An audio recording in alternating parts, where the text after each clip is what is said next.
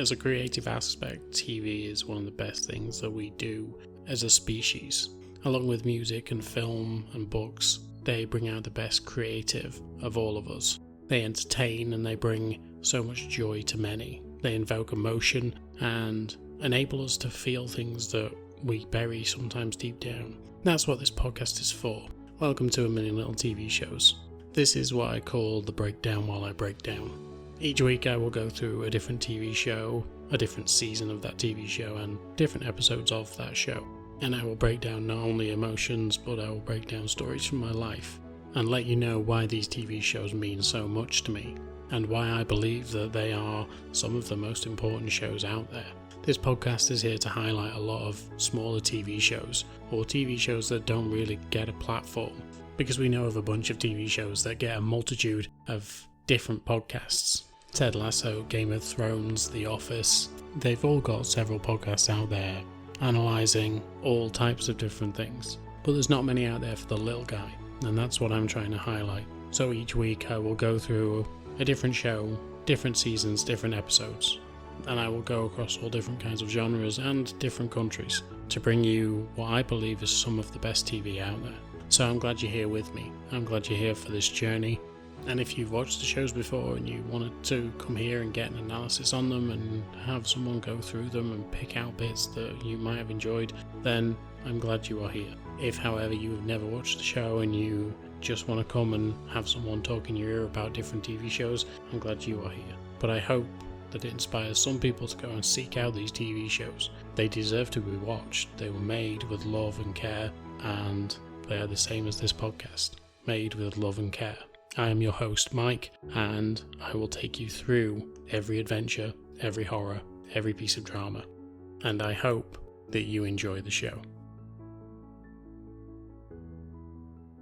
Hello there, and welcome back to this A Million Little TV Shows podcast. This is now episode 3 of season 11, and today we're going to be going back into the intense, suspenseful world of Kaleidoscope. Now, this TV show has blown my mind in the way that it's been set up. And I know it's a very simple concept in terms of storytelling, because obviously you can have an episode that jumps here, there and everywhere, but I just think that each episode has done so well at actually being all-encompassing for that particular storyline that they're trying to tell, but also the overall storyline that they're trying to tell. And each episode has made it feel different and fresh at the way to do TV, really. And so I just think that the idea behind it was truly fascinating, and I'm glad that it happened. Because where TV can be a linear story, this can be manipulated in many different ways to watch many different ways. And yeah, I just think that it was a brilliant idea. I'm not sure how easy it could have worked with any other genre of film or TV, especially with the same cast of characters. For instance, I don't think a horror would be able to be done as well as this, but then again, when you watch things like The Haunting of Hill House, where there is a cyclical theme to it, and I will get to that when I come to that show, and trust me, it is on the list, as well as many other shows. I just find it refreshing to see a TV show challenge how TV is made. And I think something like this and something like Haunting of Hill House did exactly that. And like I say, I don't think there's many things that could pull this off as well as this has done. And of course, you know, people are going to pick fault with it, and everyone does. That's the nature of people these days. They don't see the good in something, they don't see how it entertained them, they just see the flaws in it, and sometimes rightly so, but there's certain things that you should probably be picking flaws out of more than TV. But anyway, I love the show and I cannot wait to get on with it, so that's exactly what I'm going to do. So we know which episodes we're going to be covering today, because we covered 4 2 weeks ago. So the episodes that I covered in episode 1 of this season were yellow, pink, green, and white. And so let's get into it. This is Kaleidoscope, the mini-series, and today I will be covering episodes blue, red, purple, and orange. And again, I don't know what order yet, because I'm going to spin a wheel.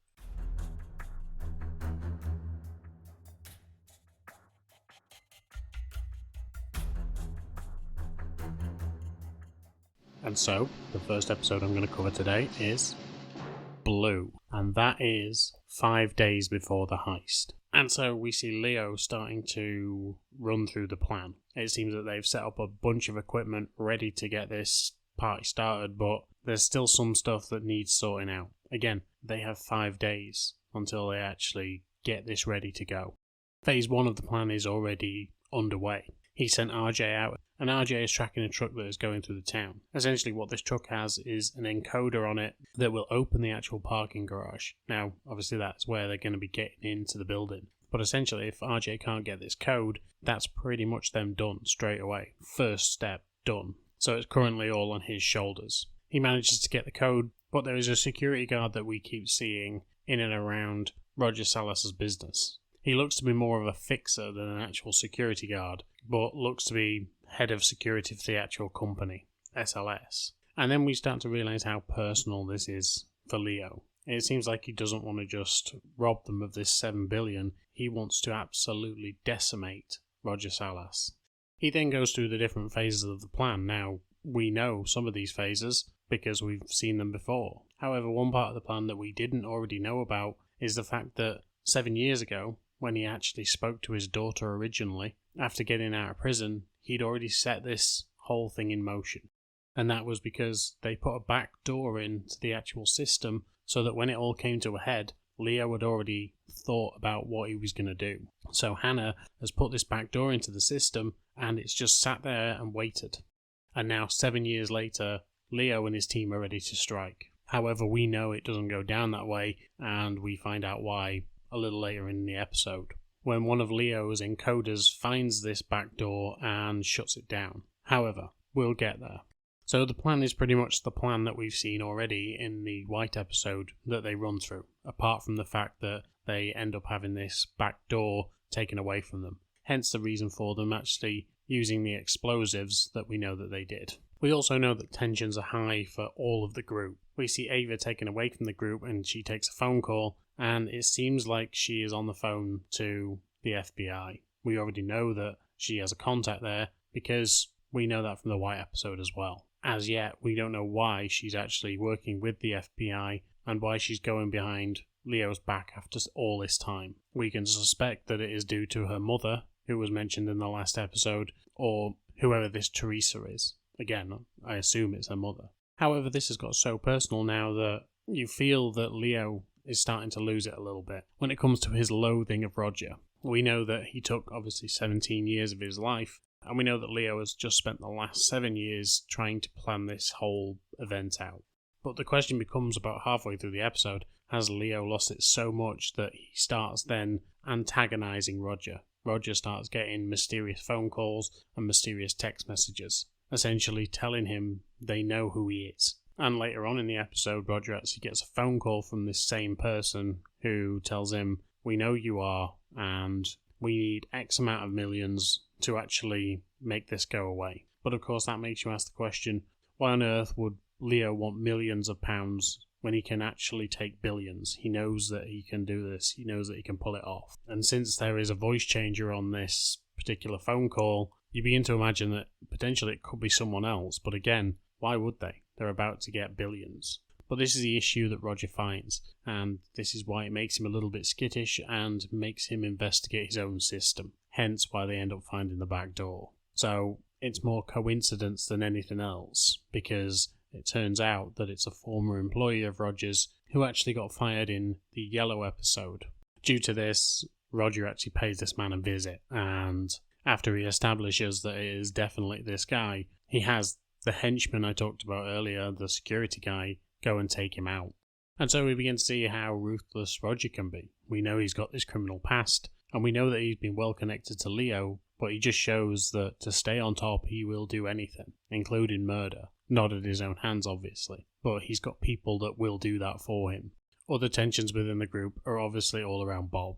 The man just cannot stay out of his own fucking way and constantly antagonises everybody else. But as soon as someone starts to antagonise him, he flies off the handle and just starts throwing accusations around and just trying to throw his fists around as well. And obviously with this bad hand that he's got now, because he obviously got shot, he's making it everyone else's problem. So as they're training on the equipment that Leo has got for them to go and head into this vault, he realizes that his hand is too bad to actually work with. And that means that he's going to have to partner up with someone. And of course, that ends up being Stan. Since, as I've said, Stan's role in this is kind of redundant. He's a smuggler at the end of the day, and I suppose that's a sort of thief, but he's not actually someone who can use his skills here. I suppose that the only way that he can be used or utilized is after the heist is done. His skills will be abundant when it comes to being able to get rid of these items. They're bearer bonds, after all, and I'm not sure how you would actually get rid of them. But someone out there must be willing to buy.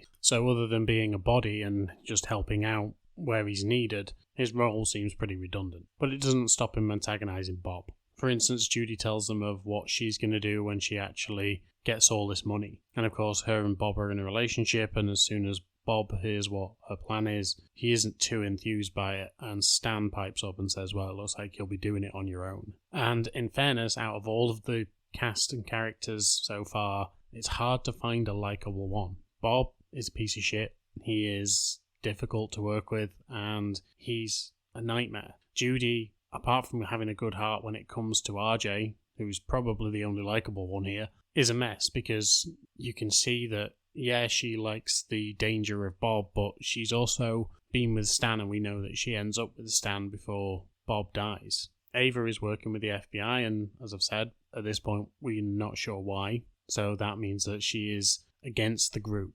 Leo is going crazy because he's essentially wanting to get rid of Roger as quickly as possible, which makes him unlikable because he's just out for vengeance. It's not anything to do with the actual heist, and he's going to end up getting people locked up for this or killed, especially in the case of RJ, killed. Stan, again, is just a mouth on legs. He keeps kind of antagonizing people and just kind of being sharp-witted, but also annoying with it because he didn't get the girl, so therefore he's going to make it everyone else's problem. It's unlikable. So at first, when you want them to succeed, now I'm kind of like, some of them don't deserve to. However, one further interesting thing is the fact that Roger has been contacted by the triplets. Now, these are the three people that own the bearer bonds, and they have essentially told him that they need to make those assets more liquid. So essentially, they need to get rid of them. He tells them that it's not really something they would do as a company, but eventually they threaten him and tell him, look, we know you are,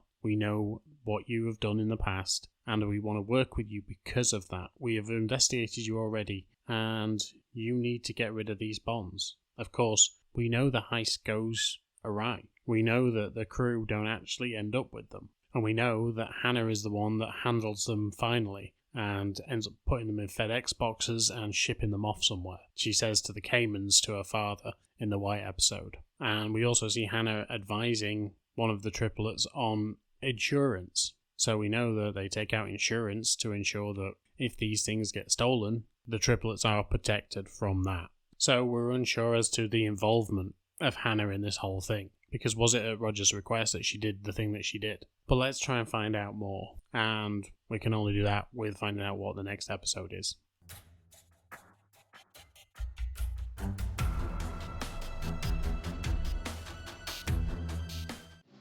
And so, next on this crazy ride is going to be Red. And that is the morning after the heist. So, we already know how the heist's gone. Let's find out what happened the next day. And so, we start with the end of the episode, which is 4 of the crew members, Leo, Ava, Stan and Judy, all heading off into the sunset. But they do not look pleased with anything that's gone down. And so we go directly straight back to where we left off when it came to the heist. Leo obviously headed back down to the basement and put this necklace into Roger Silas's vault. And that is his own personal private vault, so nobody should have access to there. Now let's not forget, this vault is now underwater, and so Leo is having to scramble out of there. He ends up getting his foot caught because he's underwater, he's got to be in jeopardy. That's just the rules of the game. I'm sorry, but if you don't know that about TV, then I can't help you. But generally when someone ends up underwater and there is a significant time frame that they need to get out of there in, something's going to get caught and they're going to get caught up under there. And so eventually he gets free and he heads out. Of course, by this point, Ava is gone in the truck Judy has left and has left Bob in the middle of the street, which obviously now we know that he has done his own tracheotomy and he has disappeared. RJ is dead and Stan is actually not where I thought he was. I thought he and Judy had run off together, but evidently they hadn't. So when Leo leaves and goes back to the actual base, he starts packing some stuff up, including all the fake passports that they've got and any money that he's got just knocking around. But before he can get out of there, Judy turns up. It turns into sort of the scene from Reservoir Dogs. A little less intense than that scene because that is very intense. But they all know that something's happened and they've been screwed. And so Judy and Leo are looking for people to blame, and of course the only two people in front of them are themselves, so they're just blaming each other. They're also blaming Bob because Bob isn't there and has now disappeared. Judy believes that he's dead. The last time she saw him, he was in the middle of the street and she had choked him out. Eventually they hear a car pull up and it is Stan. However, Stan doesn't drive, so him turning up in this car is strange for them. They think that he's maybe gone with someone else, that this person's dropped him off and that they're now in on the plan, but it turns out he's just stupid. He's actually got a lift out there, and by lift I mean the car company lift, and he's been brought to this address. Again, he finds out that Ava is missing and that the bond's missing and that nobody knows where anything is. It's all just gone to shit. The only thing that they know is that they have passports and they have some money in that bag that Leo has with him. And so now they're just scrambling for anything that they can get. They know that sooner or later people are going to start asking questions and they need to leave as soon as possible. And they begin to start questioning everything that happened. They start to think about what has actually gone wrong, where certain things are, and how much this could come back on them. One of the problems is that they realise that Stan has lost his glasses, as well as a couple of other things that have been left in that flooded vault that could potentially give the game away. Ava, however, has been shot and she is now driving around Manhattan. We see the FBI have actually started tracking her and that they've managed to find out that she's trying to get off the island. And so they know that as soon as she gets off that island, they can track her and they can actually find out where this hiding place is for these guys. But right now, they have a lot of questions for the people at SLS, because they've found a lot more information about who Roger Salas is. They wait until morning and eventually Ava shows up. She's obviously injured and she tells them that she knows what's happened to Bob. When questioned about RJ, she says she doesn't know where he is. By this point, Stan and Judy are already unloading the truck. And of course, when RJ's name comes up, Judy ends up dropping one of the canisters that contains the barabons, and out spills 2 barabons and a bunch of coloured paper. Straight away, it's back to another Mexican standoff. They all end up pointing guns at each other until they're interrupted. And so, let's find out why they were interrupted. Roger is now headed back to the SLS building, and he has found Hannah there. Hannah makes out that she's just made it there as well, and that they're unsure of what has actually happened. They go into the basement and obviously he sees the devastation that's down there. He can't believe that they've been duped and he needs to find out what evidence is down there before he actually brings in any sort of investigators. He also wants to make sure that the triplets don't find out about this incident yet. But what he doesn't know is that Hannah is actually informing the triplets of what's going on. Or at least I believe it's Hannah that's informing them of what's going on, because they seem pretty quick to call after the incident. Roger starts looking around and he finds a pair of glasses. He remembers the glasses from 5-6 days earlier when he actually sat for an eye exam because his contacts were hurting. Now, his contacts were hurting because Leo had actually broken into his office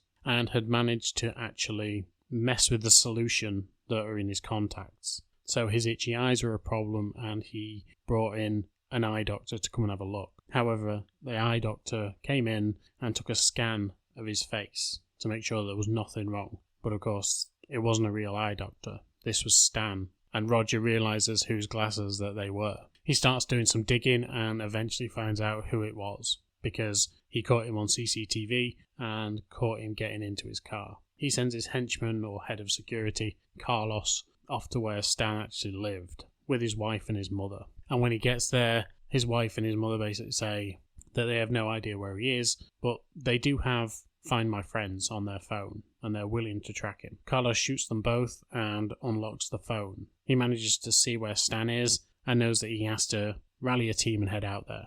At the same time, while the FBI are tracking Ava, they know that they're going to have to come up with a plan, because so far the FBI agents that have been working on this are actually not on task. They haven't been tasked with doing any of this. This has all been a side project for them. So now they're going to have to own up and tell people what they've actually been doing, as well as getting a team together so they can go after these people. But once they find out more information about Roger and the fact that he's actually called Graham, they also want to find out what he's hiding. Obviously, a heist like this has gone down and he has a criminal background, so potentially he could be in the frame for this. And after an unsuccessful visit to SLS, where they were told you need to come back with a warrant if you want any access to this building, they decide to go back. By this point, Carlos has actually gone to the warehouse where the team had been held up. And now that Ava was back and they're all ready to shoot each other, this is where Carlos and his team actually turn up. And they're the ones that interrupt them. A gunfight happens and eventually Carlos and his team are actually killed. We hear sirens in the background, so we know that the FBI is on its way, and the 4 of the team get on the run. They jump onto a boat, and like I've said before, we see them sailing off. However, just before they leave, we realise that they haven't got any of the passports or the money that they had before. So they're pretty fucked. But because they found Carlos dead and they know that he is connected to Roger, plus the fact that Roger has a dodgy past, they go to see him again with the warrant that they needed. They tell him they're going to need to look into the basement, and he takes them down, not suspecting anything, obviously knowing that he has gotten rid of all the evidence that was down there, apart from one thing. His vault was closed when they drained the vault, so he didn't think to look in there. The FBI tell him to open the vault, and he does so. And of course we know at the end of the White episode, Leo had actually left a very valuable necklace in there. And so as they open the vault, we see Roger's face drop as he realises what this all signifies. He knows that he can't explain it because he's literally just told the FBI that he is the only one that can access that vault, and so he has no excuse. This sapphire necklace, whatever it is, was probably the reason that Leo went to jail, and now it's going to be the reason that Roger does. So this episode was really fast-paced. You can feel how unstable it is at times, and just how emotionally charged everyone is at that particular point. Everyone's lost something here, and in some cases they don't even know what they've lost. So for instance, Stan doesn't know that his mum and his wife have died at the hands of Carlos. They've all lost a compadre in RJ, and that rhymes, and you know it rhymes March. And then of course Judy has actually lost Bob, or at least she believes she has. And everyone in the crew has lost something, and overall they've lost out on this massive payday. So now we have to ask ourselves whether it was all really worth it in the end, because if they'd have all left before Leo started fucking around with this other safe, it wouldn't have mattered too much. If they'd all have left Judy alone to actually create these explosives like she was going to, she wouldn't have had the slip up that she did, and it wouldn't have created a bigger hole for all this water to come in. They wouldn't have been flooded out as they actually were. If Ava had actually led the police away from where they actually were, she told them to go up onto the 59th floor, but we don't know why she's done that yet. I assume that's going to be cleared up in one of the other episodes. But why did she have the FBI sniffing around that building? She could have had them sniffing around anywhere else. And yet she literally led them to the building that they were going to be in anyway. So we just see how the stress on this group has built up so much now that it's ended up reshaping the way that they've behaved. But anyway, let's find out why Ava did what she did, or why Leo did what he did, because those questions are going to get answered in the next 2 episodes.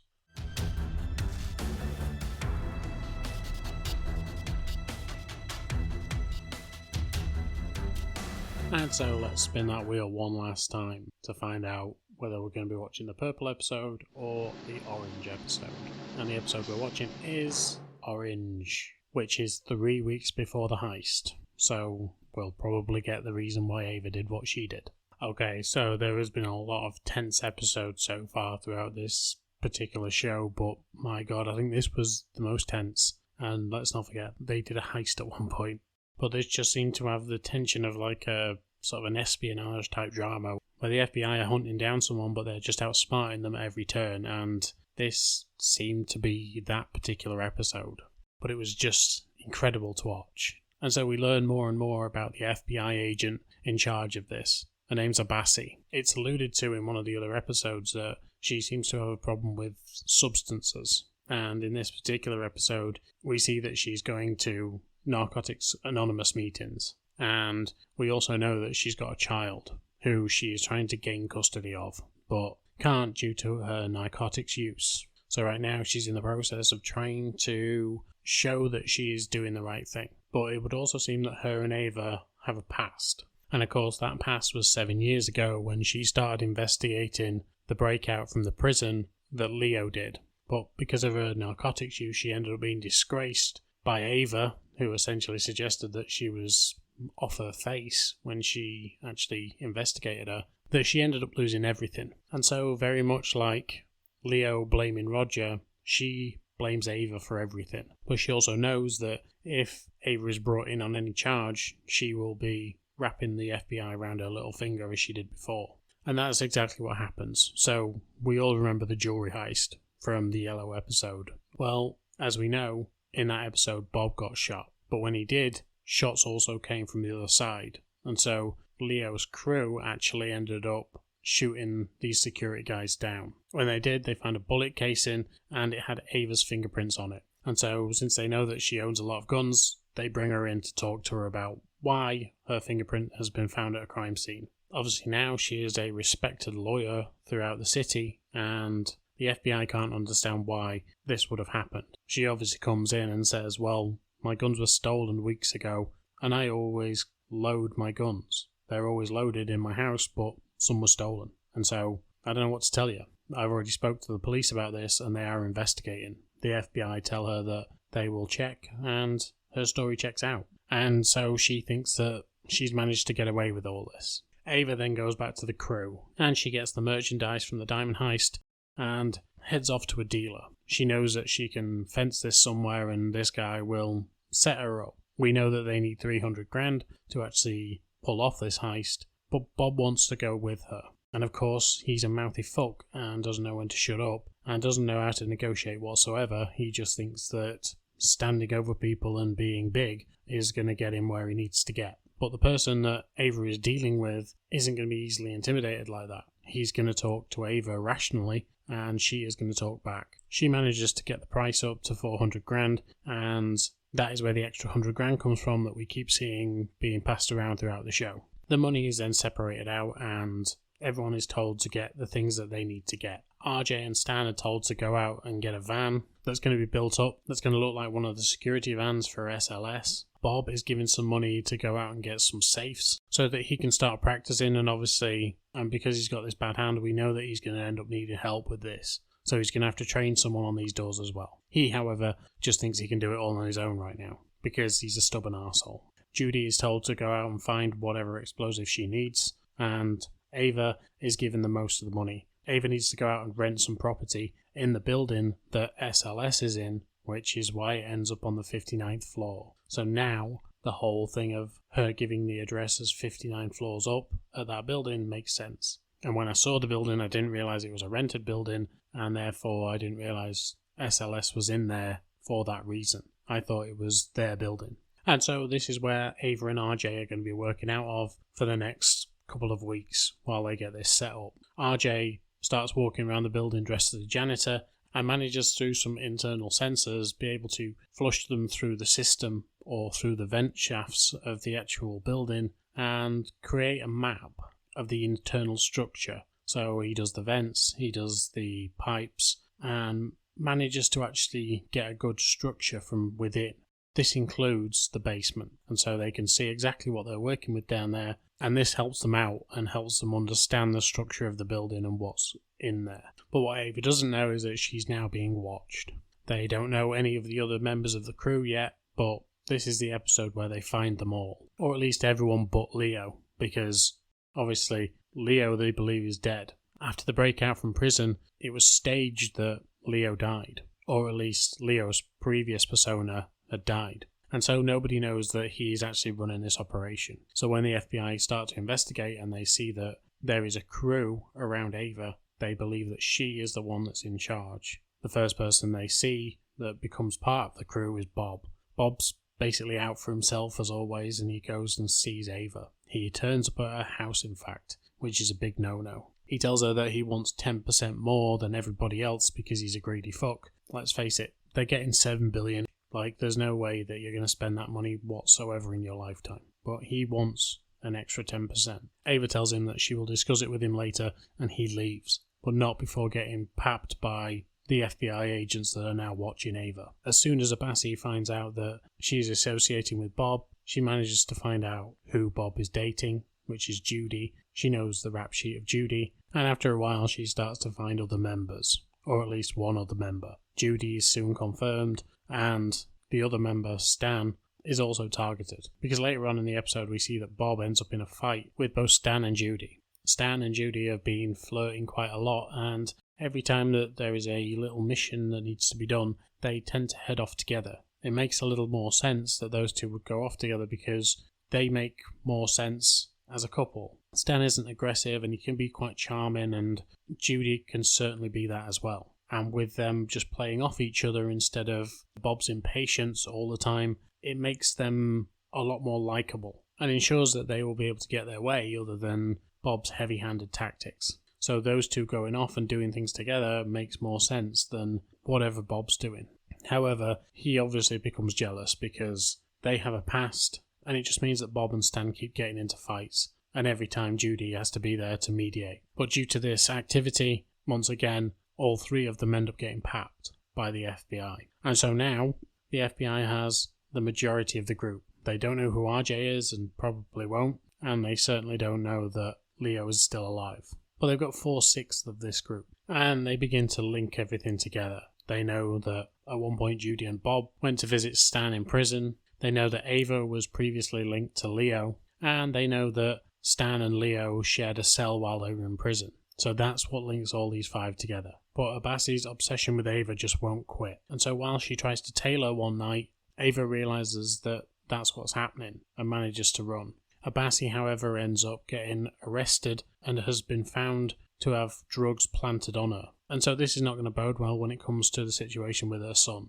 She's now not going to get any sort of preferential treatment because it looks like she's using it again. And so, like I said, she blames Ava for all of this. This is where she goes after Ava directly and sends ICE agents over to Ava's home, where they find Teresa, they take her, and they lock her up. Abassi tells Ava that she has her nanny. That's the relationship that Teresa had towards Ava. She was her nanny when she was growing up. Ava has actually no family, so this is the closest thing that she's got. And so now Ava is trapped. She tells Leo that she can't continue doing this, she's been made already, and it wouldn't make sense for her to continue with this heist. If she leaves, then they can't press her on anything, and they can just continue as they are. Leo understands, but when she realises that Teresa is going to get taken by the FBI again, potentially, or she's just going to get deported by ICE, Abassi tells Ava that she needs to rejoin the crew, and that she needs to be her eyes and ears on the ground. But as we know, when the heist actually goes down, Ava manages to trick the FBI agents into going to the 59th floor, and manages to get away from them when she's in the truck with what she thinks is the bearer bonds. So even though the FBI manipulate her, she still manages to get away from them. And so now all we need to do is find out the significance of that necklace and find out why Leo has done this and what Roger did to him in the first place.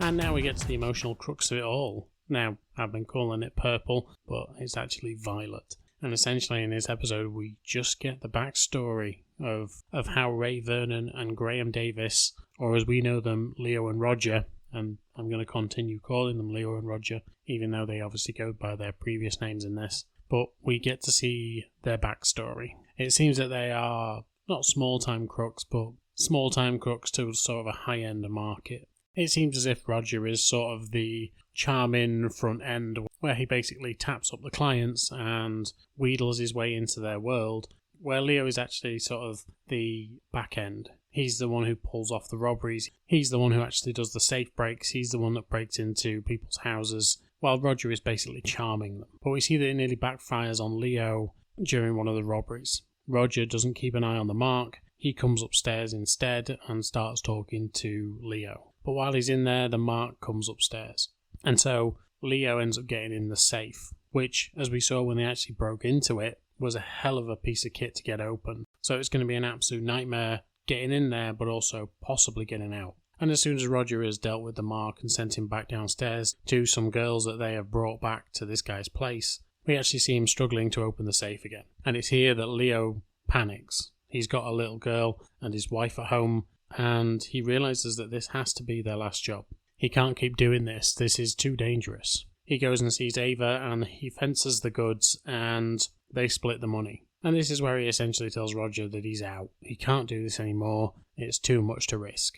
He knows that he can set up a business with the amount of money that he's got, and he and his wife can live legitimately going forward. His wife at this point is working as a bookkeeper at a local men's club. Basically a bunch of rich white guys. Roger, however, has designs on going to Vegas and doing one last big heist before they actually pack this all in. But Leo tells him, no, that's it, I'm out, I'm done. Leo sets up a hardware store and goes into business for himself. After a few months of this business going okay, but it's a small business in a town, and of course he's surrounded by people who don't seem to regard him as a human just because of the colour of his skin. It's a shame that the world was like that back then, and it's a shame that the world's the way it is now. I'd hate to tell them that Jesus is brown, but oh well. Shit like that just pisses me off. Treat people as you want to be treated. That was what the Bible told you, but apparently nobody fucking read that bit. And so Roger goes to visit Leo. He tells him that he is very much in debt and he needs to get out of it. He's about 300 grand in debt. Leo can't believe how bad his friend has got down the hole and tells him he can't help him out. He can't do another job with him. He's already promised his wife and child that he wouldn't do it again. However, his wife and child at this point are at this golf club, this club, whatever it is, and they end up getting kicked out because Hannah, his daughter, is adventurous. And she goes walking around this club while her mum is actually busy doing work.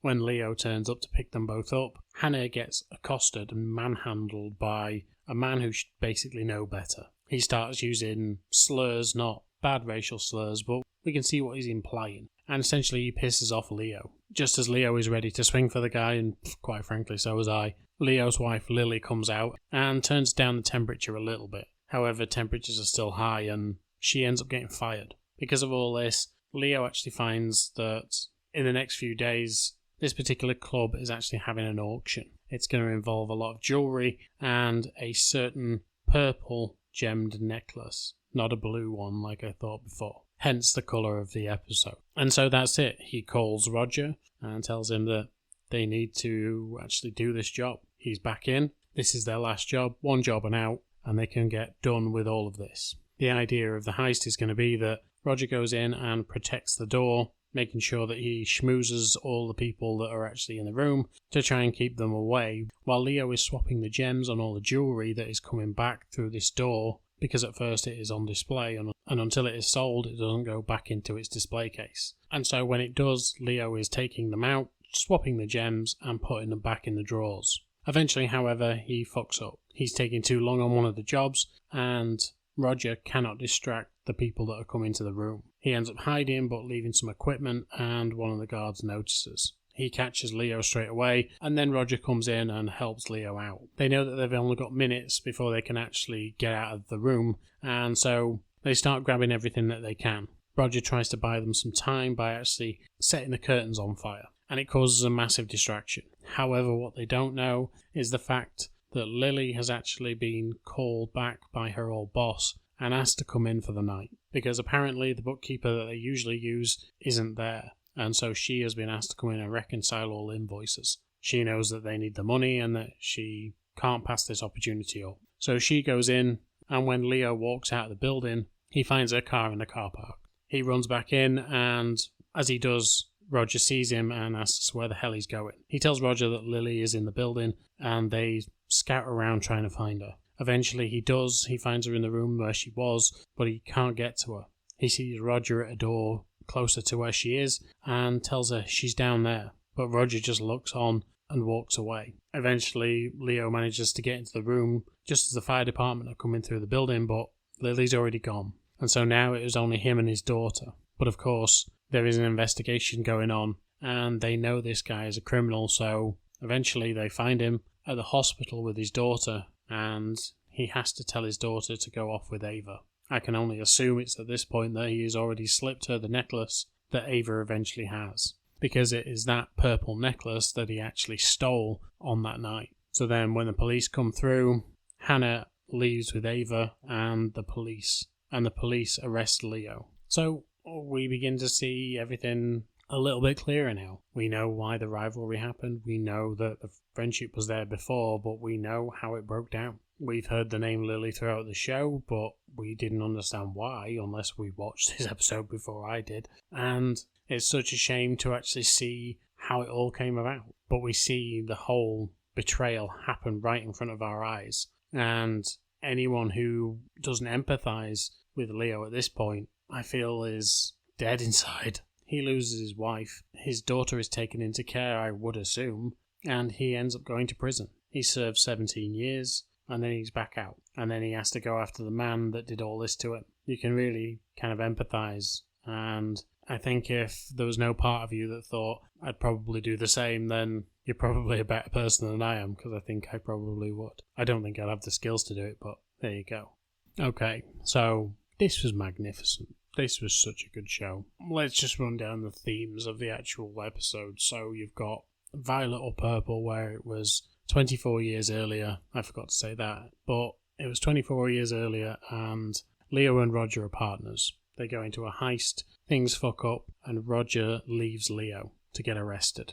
Leo, having honour among thieves where there apparently is none, decides to not do anything against Roger. He then goes to prison and stays in there for 17 years. In the Green episode, after 17 years, he breaks out of jail with the help of Stan and runs off to Ava. He then goes and sees his daughter, who he left 17 years earlier, in the hospital after his wife and his daughter's mother died. He then begins to plan because he finds out that Roger is now a successful businessman. In the Yellow episode, which is 6 weeks before, he goes out and he starts planning and recruiting people. He goes back to his old cellmate Stan, picks him out, and obviously picks Ava. He also then gets lumped with Bob because he and Judy become a package deal. And he also picks RJ because RJ is just a sweetheart, in all fairness.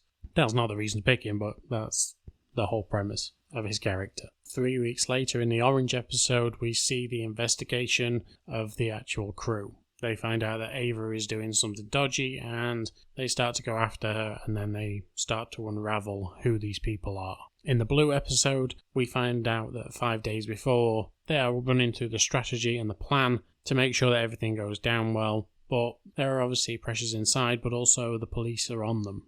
And so cracks are starting to appear in this whole group. In the White episode, which is the day of the heist, or the actual heist itself, we see the heist go off, but there are multiple issues with it.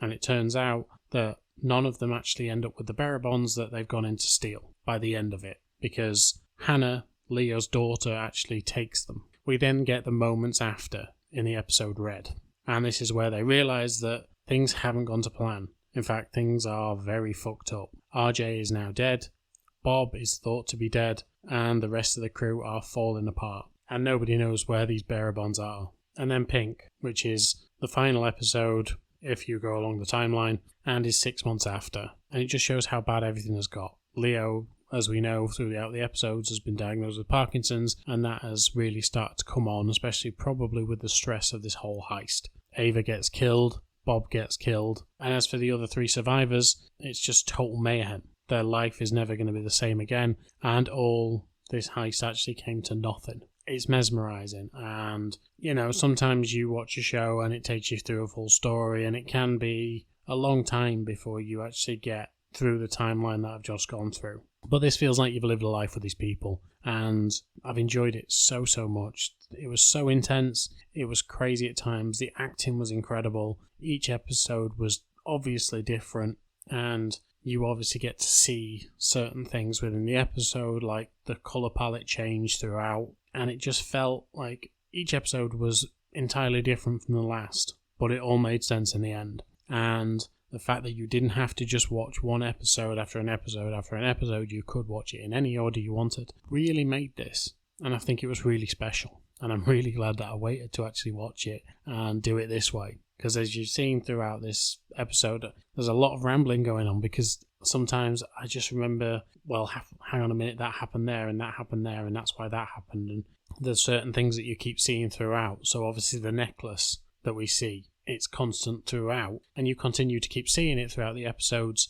and it plays such a significant part in the actual heist, but also the heist that started it all 24 years earlier. And then you see things like the bracelet that Bob stole on the initial heist that we watched in Yellow, and how that flows through most of the episode. For instance, it's the reason that Judy, when she is in the tunnel and she bumps into RJ, she drops the canister, because it gets caught up on the actual bracelet that she's got on. We see it rock up on several different occasions throughout the episodes because Bob gives it to Judy, and then eventually Judy pawns it on, or tries to pawn it on, but that's what gets the FBI involved. But yeah, this was magnificent, and I really enjoyed myself watching it, and I'm thankful that you came along for this journey. But I think I've bored you enough with it now. So if you haven't watched it, go and watch it, and watch it in any fucking order you want, because I can't see how it doesn't make sense in any other order. I literally did it at random, so it obviously made some sense somewhere along the way. Anyway, I'm done for today. I thank you for being here. I thank you for listening to my ramblings. I apologise for any offence that I cause when it comes to politics, but I just don't think that the world we currently live in is great. Sorry, but I don't. But I'm done for today. So thank you for listening, and until next time, I will speak to you soon. Bye.